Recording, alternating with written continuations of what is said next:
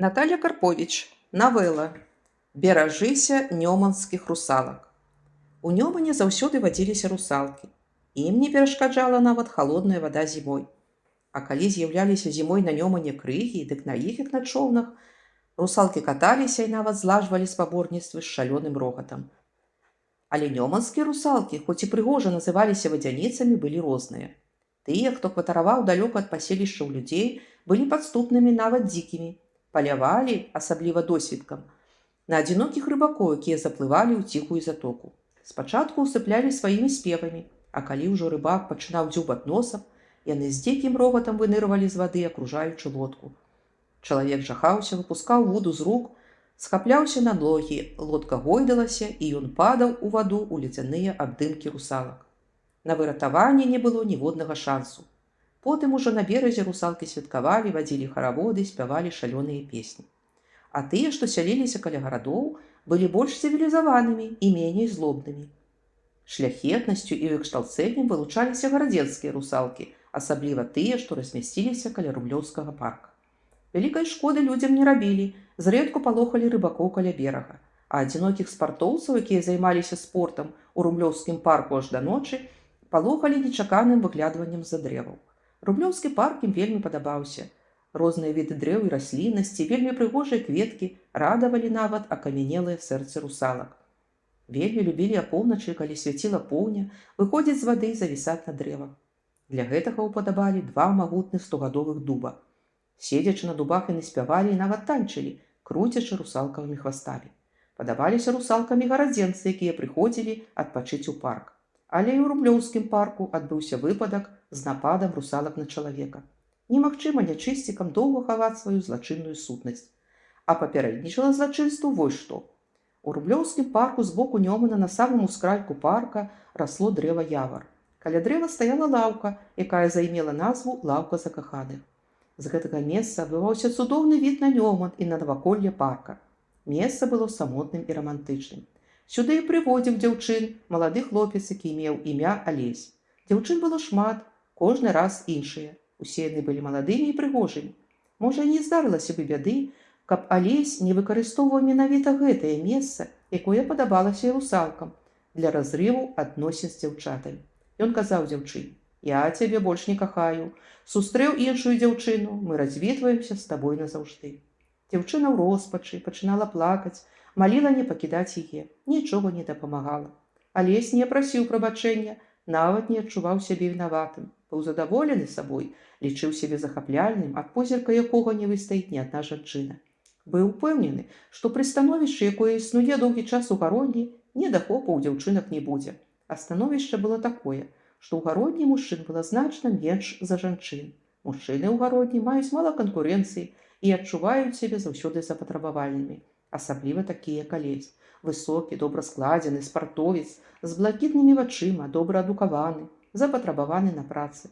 Вось дзяўчыны і ўлюбляліся ў яго, нават з першага позірку.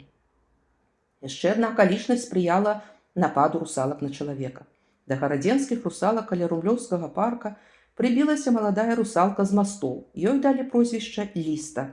Яна была эталонам русалкавай прыгажосці, высокая і стройная, з доўгімі валасамі і зялёнымі вачыма, з пераліўным серабрыстым смехам. Хвост раздвойваўся і падавалася, што гэта 2 стройныя ножкі.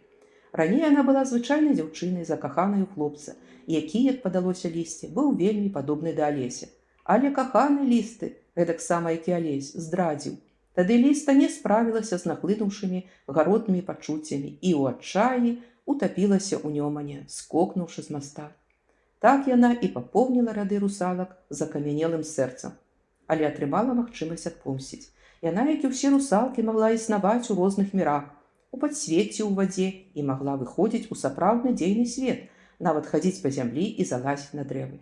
Але асноўная задача ў яе была караць і помсціць людзям, замальваючы іх у ваду і топячы іх, адбіраючы жыццё.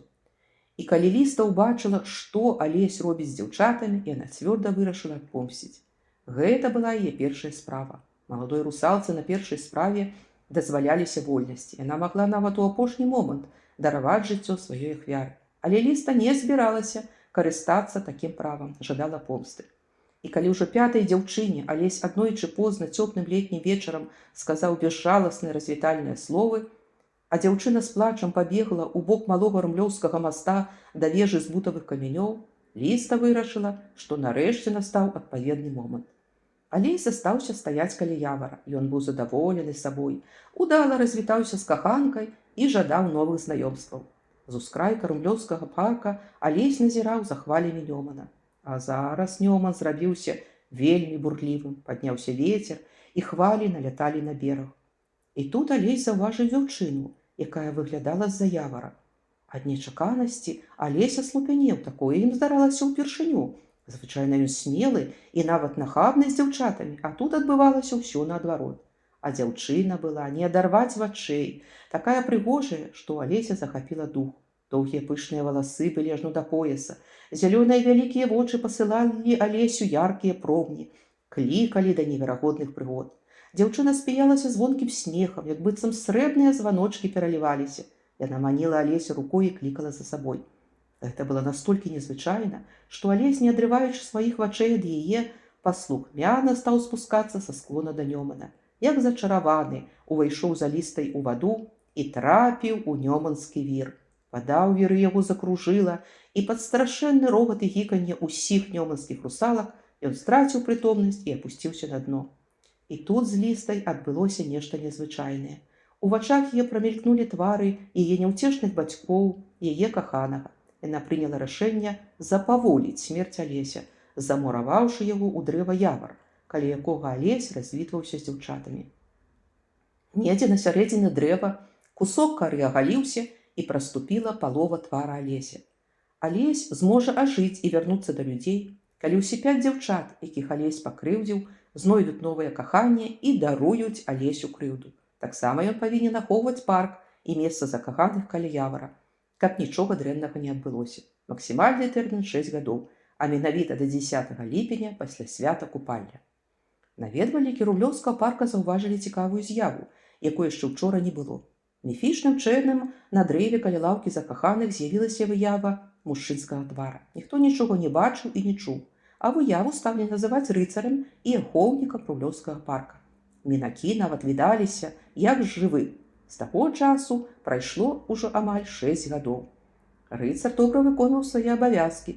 У румлёўскім парку не здараліся крыўды. 4 дзяўчыны з 5 пакрыўджаных Алесем сустрэлі сваё новае каханне, выйшлі замуж і нарадзілі дзяцей. Заставалася 2 тыдні да выратавання ці канчатковай гібелі Алесі. Усё вырашала Вераніка, апошняя з 5 пакрыўджаных Алесем дзяўчын. Усе амаль 6 гадоў Вераніка сумавала і была ашаломлена здрадай каханага. Але апошні час боль у сэрцы прыціхла, ёй прапанавалі новую цікавую працу, Вераніка апынулася ў новым асяроддзі і з новымі адказнымі абавязкамі. Нечакана для сябе стала заўважаць увагу калегі па працы Віталя. Ён адрозніваўся знешнім выглядам ад Алеся, глядзеў на Вераніку зачараванымі вачыма закаханага. Так на яе ніколі не глядзеў Алесь. Сэрца Веранікі пачало паціху адтайваць, і калі Віталь запрасіў Вераніку сустрэць разам свята купання ў румлёўскім парку, Вераніка зразумела, што магчыма адбудзецца нешта важнае ў яе жыцці. Толькі трэба канчаткова вызначыцца з пачуццямі да Алеся. Ці зможа яна дараваць і выкрасіць Алеся назаўсёды са свайго жыцця і пачаць новае жыццё. Заставаўся тыдзень.